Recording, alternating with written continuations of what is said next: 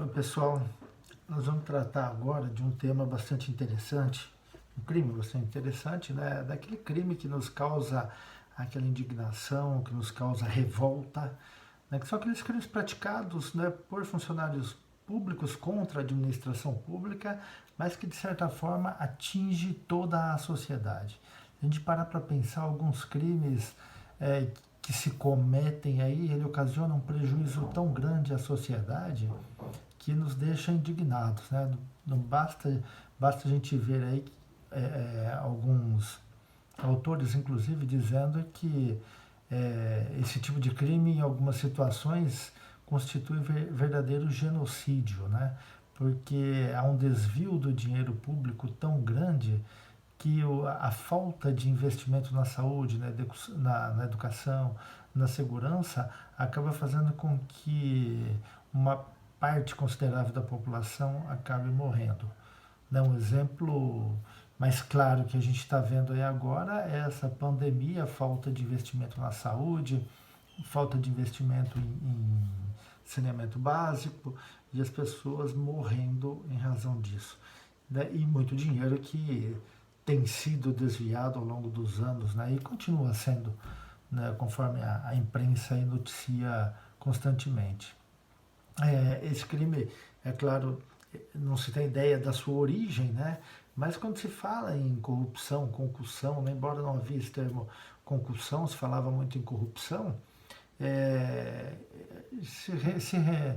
remonta lá à época do Império Romano, né, que isso era muito comum, mas não que seja só lá, né, isso sempre houve. Se a gente lê a Bíblia, aí a gente vê a figura do corruptor, do corrupto, né, sempre presente nas relações humanas. Né? E é interessante que às vezes a gente fica discutindo, isso é corrupção, isso é concussão, isso não é.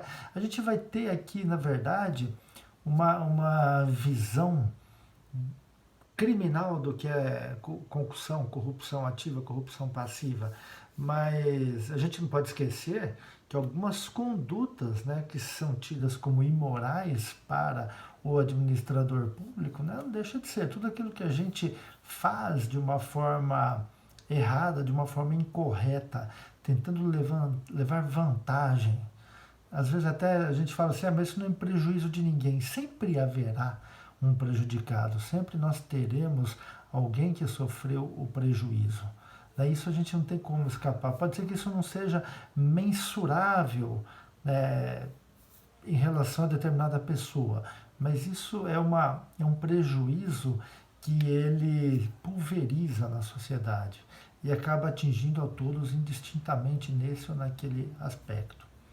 O artigo 316 do Código Penal diz lá: exigir para si ou para outrem, direta ou indiretamente, ainda que fora de função ou antes de assumi-la, mas em razão dela, vantagem indevida.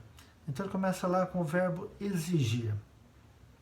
O exigir tem aquela ideia de imposição, né, de intimação, de determinação. Né? E ele vem com esse aspecto nitidamente impositivo. Alguém impondo ao outro que se submeta àquela função, àquela atividade. Né? Qual seja essa atividade? Né? A vantagem devida, né? A proporcionar vantagem devida àquela pessoa que está fazendo essa exigência. Né? Que pessoa é essa? Funcionário público. Né? E só que ele fala lá só direta ou indiretamente. Significa dizer que o funcionário público pode fazer essa exigência diretamente, ele pedindo, ou indiretamente por meio de uma interposta pessoa, né? De uma terceira pessoa. E é claro que aí os dois, né, responderão pelo crime. Mas não importa se ele faz diretamente ou faz por meio de uma terceira pessoa. Ainda que fora da função ou antes de assumi-la, mas em razão dela. Vejam que o legislador aqui, ele foi bem inteligente, né? Ele já sabia, e não vamos esquecer aqui, ó, da década de 40 que a gente tem essa norma, né? O Código Penal, e ela entrou na década de 40. Teve algumas modificações aí no seu texto, mas vejam bem como o legislador já sabia que algumas pessoas poderiam querer ingressar no serviço público com o objetivo de satisfazer os seus interesses. E veja, por isso que ele usa essa situação, ainda que fora da função, ele pode estar fora da função. Ou antes de assumir, não assumiu ainda. Ele passou no concurso, mas ainda não assumiu e já está aí exigindo, né, vantagens, né, para as pessoas aí em razão do seu cargo. Né, quando ele fala em razão do cargo, não significa que ele está no cargo, ele não precisa estar no cargo. Né, mas ele utiliza aquele cargo, né, que ele não está agora, mas ele poderá vir a estar, né, para exigir essa vantagem. Quando ele fala lá, ainda que fora da função, ou seja, ele pode estar afastado, não tem nenhum problema, ele pode estar de férias, ele pode estar de licença, não importa, mas ele se vale daquela função que ele exerce para poder fazer a sua exigência de vantagem indevida. É claro que se for uma vantagem indevida, se é algo que a lei autoriza, não há que se discutir, né? Nem precisaria esse termo indevida, bastaria a vantagem, né? Mas o que é essa vantagem indevida? É uma vantagem patrimonial, econômica, ilícita, né? Que pode ser um lucro, um ganho, um benefício, seja lá o que for, né? O que ele pedir que não está de acordo com a lei, em razão da função que ele exerce, ele estará cometendo crime. E como nós falamos aí, né, o sujeito ativo é, em tese, sempre o funcionário público, mas quando ele fala indiretamente, pode ser uma terceira pessoa não funcionária pública, como pode ser um outro funcionário público que com ele esteja praticando o crime. Há um dolo específico aqui, né, um especial fim de agir, que é a vantagem indevida. Ele quer a vantagem indevida, ele é o objetivo dele. E o artigo 316 ele traz um outro tipo aqui, que alguns autores falam até que não deveria estar aqui não, né? Porque excesso de exação. Exação é tributo. Né? Exação são todos os tributos, contribuições que o poder público recolhe, que ele cobra dos seus administrados, que ele exige dos seus administrados, e tem previsão legal. Mas aí ele vem dizendo o seguinte, parágrafo 1º do artigo 316. Se o funcionário exige tributo ou contribuição social, que sabe ou deveria saber indevido, ou quando devido, emprega na cobrança meio vexatório ou gravoso que a lei não autoriza. Bom, a lei não autoriza nenhum modo vexatório ou gravoso, né? A lei somente autoriza a cobrança na forma judicial, por protesto, por notificação, só dessa forma. Não há nenhuma forma vexatória ou gravosa que a lei autorize. Então ele vem dizendo que a primeira coisa que a gente vê nessa legislação, que o crime pode ser praticado de duas formas, né? É, na verdade, essa legislação um abuso de autoridade. Né? Ele está menos para concussão e muito mais para o abuso de autoridade. Né? Então, a primeira forma, exigir tributo ou contribuição que sabe ou deveria saber indevido. Que sabe que é indevido. Deveria saber, a gente está num dolo eventual. Né? Lembra que nós falamos lá atrás, né, que a gente vai encontrar muito essa figura do dolo eventual dentro do dispositivo legal. Né?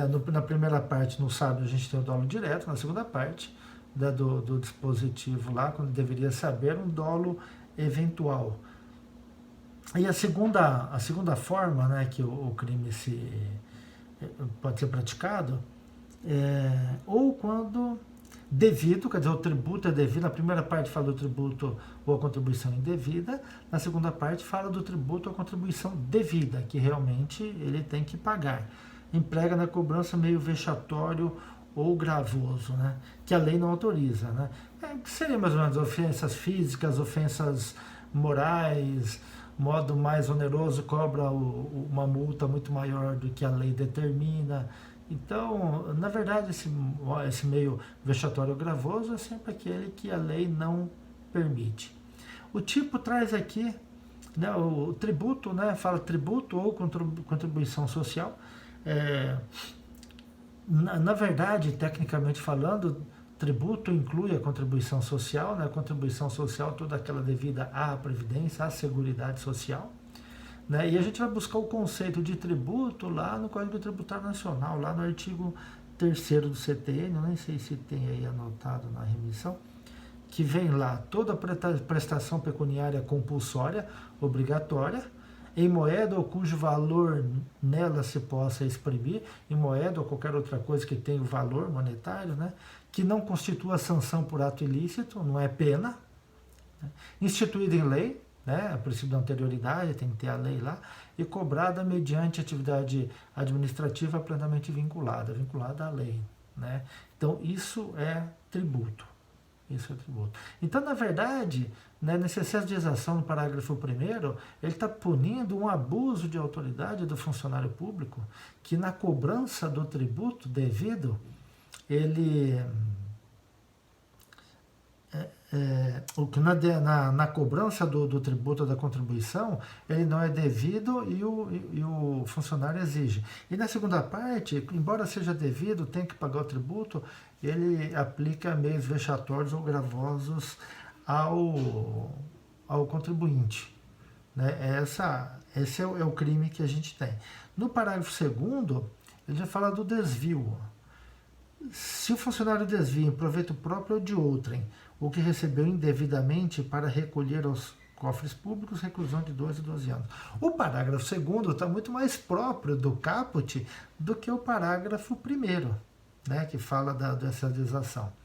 Porque quando ele fala que se o funcionário desvia, quer dizer, ele dá um caminho diferente, né, em proveito próprio ou de outrem, o que ele recebeu indevidamente. Ele recebeu indevidamente do contribuinte, e aí ele desvia para ele, né, para o bolso dele, para o bolso de alguém, e aí a gente vai ter o crime.